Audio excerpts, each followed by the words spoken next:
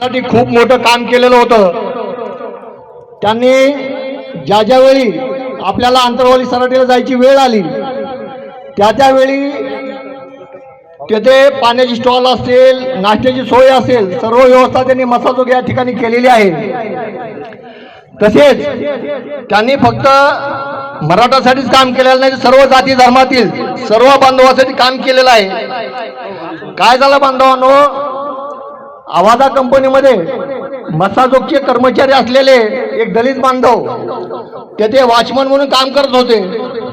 Watchman म्हणून काम करत असताना त्यांना खंडणीसाठी आलेल्या वाल्मिक कराड यांचे जे पंटर होते त्यांनी मध्ये एंट्री करत असताना एंट्री मागितली असतात वॉचमनने मज्जाव केला।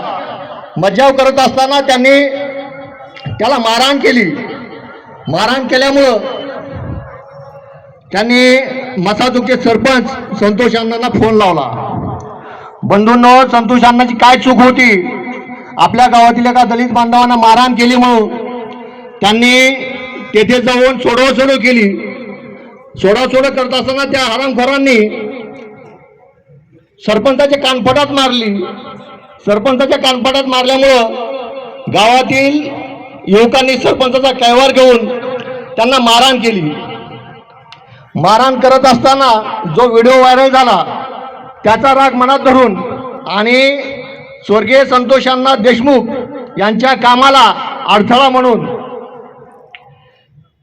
तेथील जे गावगुंड होते, वाल्मिक कराडने पोचलेले जे गावगुंड होते, यांनी संतोष देशमुख यांचं अपहरण करून छत्रपती संभाजीराजांच्या नंतर जर खून केला असेल, इतक्या हाल करून जर मारला असेल तर आपले संतोष अण्णा देशमुख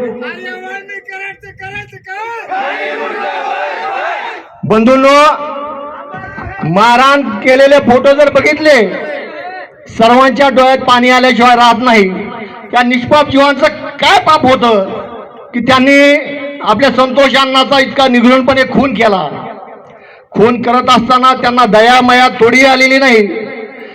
एखाद्या कसायानं जर समजा एखादं काही कापायचं असेल तर ते इतक्या जालिमपणे काही हत्या करणार नाही। इतकी क्रूर हत्या या हरामखोरांनी केलेली आहे आणि त्या सर्व हरामखोरांचा निषेध म्हणून आपण हा महामोर्चा आयोजित केलेला आहे। महामोर्चा आयोजित करत असताना फक्त जे या आरोपात प्रत्यक्ष सामील होते इतकेच नाही तर ज्यांनी व्हिडिओ कॉल करून ज्यांना ज्या आकाला दाखवलं होतं त्या आकाला सुद्धा तात्काळ 302 सारख्या गुन्ह्यात अटक करून सर्व आरोपींना फाशीची शिक्षा देण्याची मागणी आपण या मोर्चातून करण्यासाठी हा विराट महामोर्चा आयोजित केलेला आहे। तसेच या जे गुंड आहेत या गुंडांना राजकीय पाठबळ ज्यांचा आहे तर दोन्ही मंत्र्याचा आपण राजीनामा मागितलेला आहे। आपल्याला मान्य आहे का? हात वर करून आपण सर्वांनी मान्यता आहे का सांगा?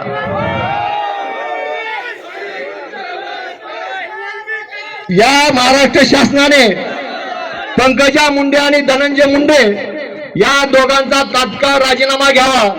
कारण जर यांचा राजीनामा नाही घेतला तर या आरोपींना शिक्षा होण्याची शक्यता शून्य आहे। जोपर्यंत हे आरोपी त्यांच्या छत्रछायेखाली आहेत तोपर्यंत आमच्या या दोन